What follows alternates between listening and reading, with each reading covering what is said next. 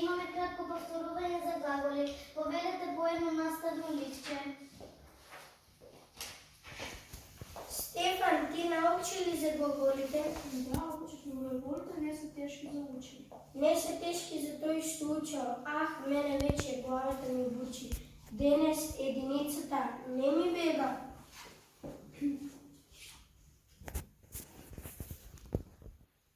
Ане, покажи овде што да допишам. Ане, покажи овде што да допишам. Стефан, покажи овде што да допишам. Глаголот че. Кажувам синото штивко, тестото слушам. Добро, че кажувам типко. Покажи овде што да допишам. Мати, ти кажав, само пишувам сега. Ах, сега ќе звони, часот ќе заврши, а мене глаголите ми останаа ненапишани. Ве молам да не разговарате, започнете со вашата работа.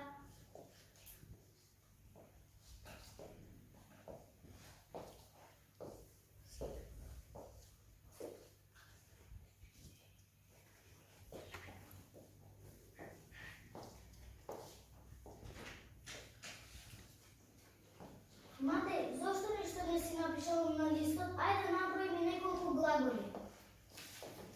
Па знаете, наставнички, јас спиев, јадев, трчав, шетав, играв. Браво, Матеј, ти си ги знаел глаголите. Ах, тоа ли се глаголи, па сега јас сам ќе си ги напишам на листот.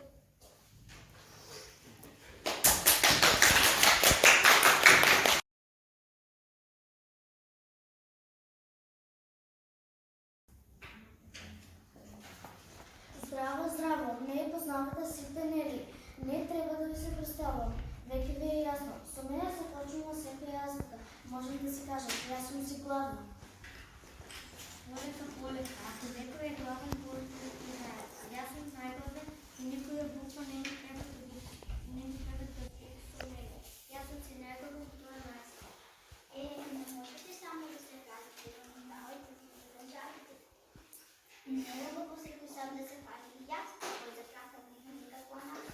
Не потребувам само не можеш секој. На човек не може да ги слушам. Полни се со попол би себе да бушам. Ајде свртете се околу себе и кои знаете дека кај детството омилено сум јас.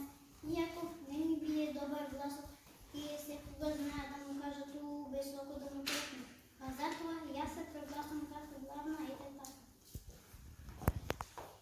Че мислам на вистина умеете сами да се пофалите. Јас сум следник од ворченицата и стојам сам без никаков срам. Ај ве молам, че умеете ли да продолжите без мен.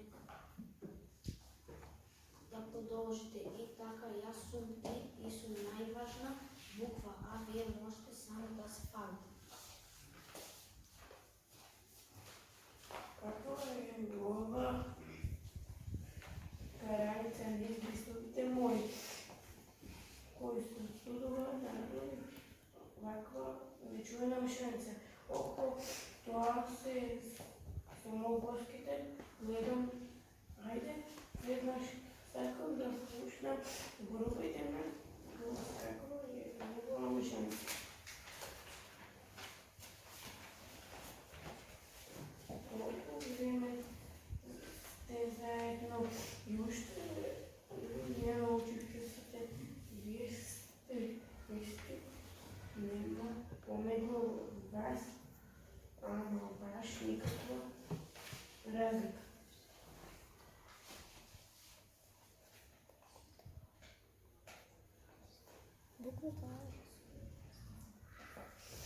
Вистина, ајде разкажи ми зашто ви ставиле такво име самогласки.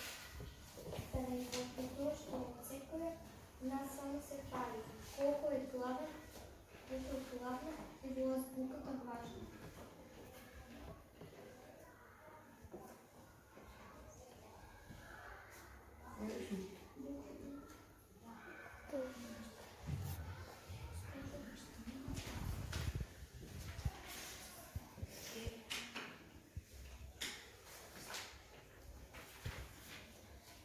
Не може, нема тако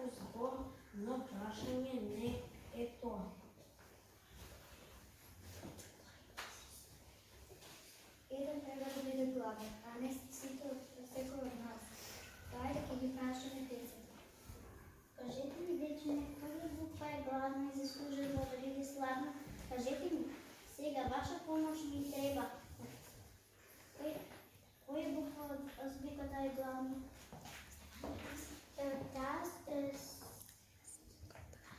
Азбуката е главна.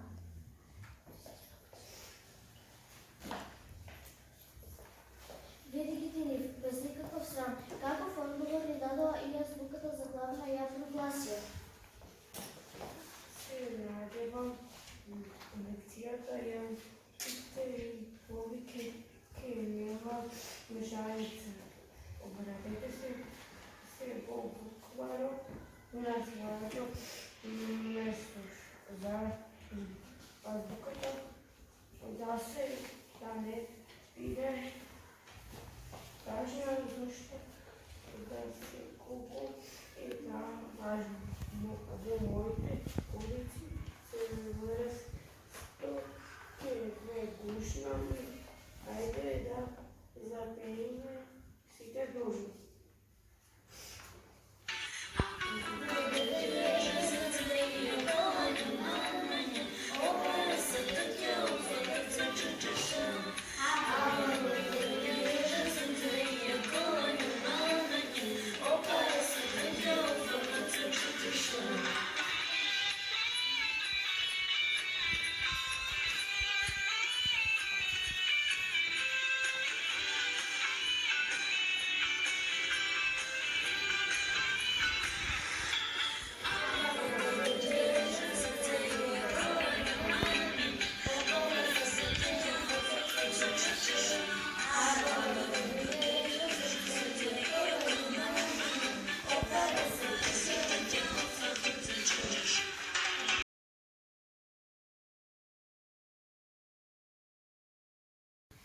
Бабо, вие видите дека ти ме носиш во парк, да возиме велосипед. Кога мислиш тоа ви довери да го исполниш? Денес може да одиме ако се договориме со другите.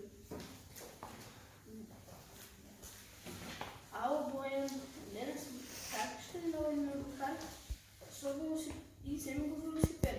И Рени јас настапи ако сака. Поред кашо добро, бас си се сетил.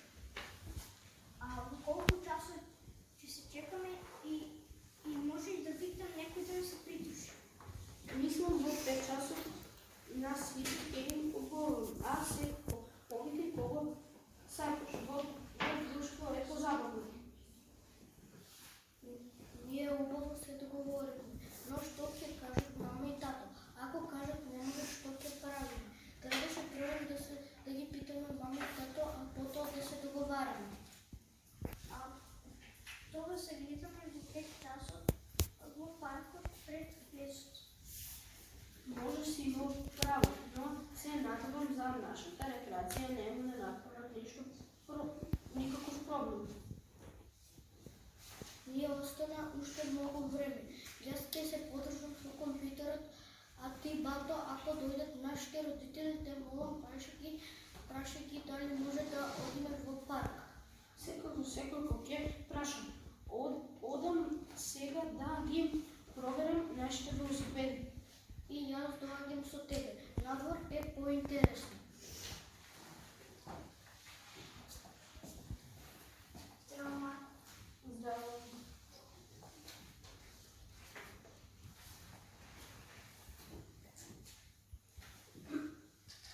Каде ги подготвуваш велосипедите или само проверуваш пипуците со гумите да не се нахранат? Шерефа не би бега. Знаеш дека нема каде да го возам велосипедот. Денес ќе одиме во парк со Ангела и другите, па ги проверувам дали е се во ред. Како нема каде да возиш? Јас се бележувам твоите секите со кола. Вие носат, значи има кога и каде да го возиш. Па како поинаку да стасаме на кошарка во физичко училиште, а Ангела на балет. Знаеш дека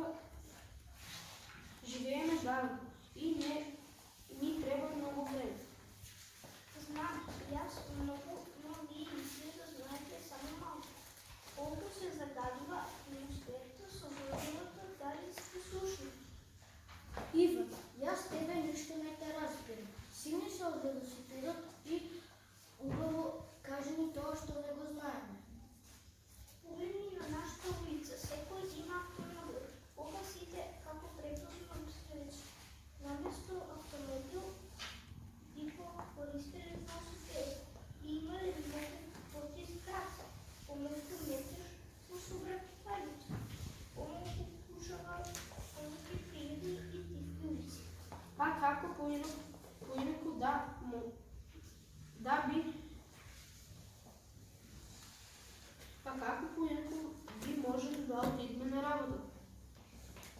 Ако користат градски превоз, ќе ги намалат и походите за гор, а секој и ќе се намали емисиите на штетни гаси на воздух. Затоа ли ти секој дневно одиш на училиште и на тренинг со велосипед? Да, тоа е многу добро за моето здравје, не ја наградувам природата и за штедам многу пари на тој начин. Зошто е добро за твоето здравје и како не ја штедиш природа и како штедиш пари со возење на велосипед? Возењето велосипед ги активира сите мускули на телото, нема излучени газови кога го возиш, а за штедено барање 100 денари. Но кој има се биде подошли на градски превоз или поруши истомато се возува во такси. Сакаш да кажеш дека сите би требале да возат велосипед, за да не ја згодуваме животната средина и да вежбаме и да заштедуваме пари. А тоа е прекрасно. Ако размислиме така. Ако размислиш така. Ако размислуваме така, тоа е прекрасно. Но ти си голем и можеш да возиш велосипед каде сакаш. Ние и за во парк да возиме, треба да добиеме дозвол од родителите да добиеме. Ја разбирам вашата реч, но наистина има многу вози, но се штеди и многу малото, па не е вертели. Сетате да се научимо да мислите, ако сите почнат да возат велосипед. Воздухот би бил почист, луѓето би биле поздрави и би заштедувале пари. Мислам дека и каде основни се случи. Зошто би требало секој да вози велосипед? Има многу кои не сакаат ниту да ја размислат таа можност, а главни виновници за тоа се предпрасувате и одговорите. А вие се размислите со што ќе се возите следниот пат, секој што минува на тренинг. Сето ова што го слушнавме од Иван треба да го кажеме на нашите родители и на другарчињата од училиште. Да им кажеме и да размислиме. Да го практикуваме возењето на велосипед. Вреди да се обидиме и полека да ги смениме на виките. Тоа на сите ќе ни годи. Јас сигурно ќе се обидам, а вие размислите убаво и одлучите изборот за здравје и здрав живот е ваш.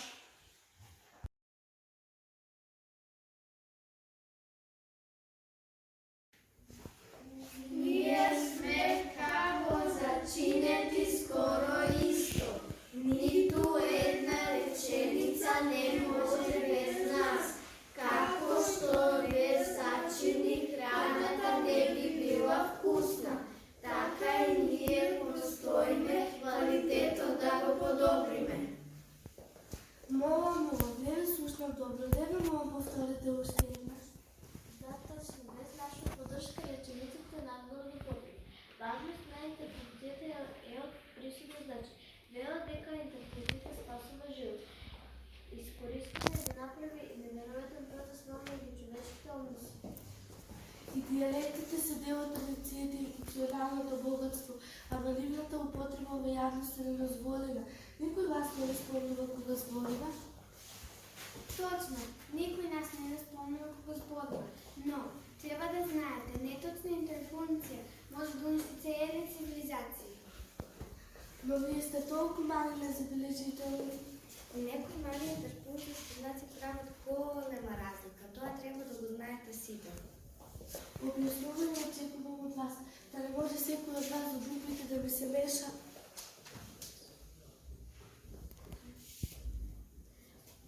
Кога нешто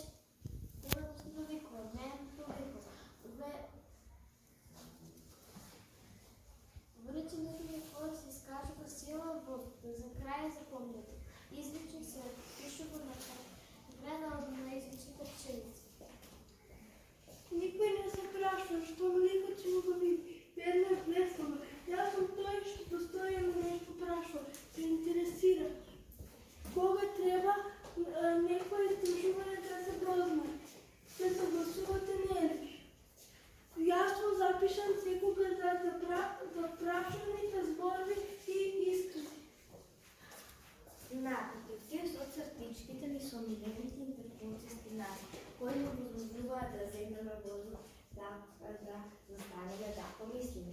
Јасно за тие што многу зборуваат и не знаат да здиват. Секогаш ме употребуваат кога треба да се одморат или кога на друга страна со разговор продолжуваат. Леле, како малички деца не се без степачки на ново. Јас сум точка, мала точкичка, како најмало куче, но сепак означувам крај.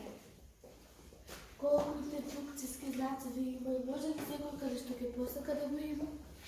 Ние не сме многу, но доволно сме ред и правило да доведеме, да не се случи некој најмала мешаница. Па овие цртички на точки па точки со запеки, да не сте случајно нека намесени салата. Од точка започна, се и завршува с точка. Гледате се само, скоро во секој интерфункцијски знак точката е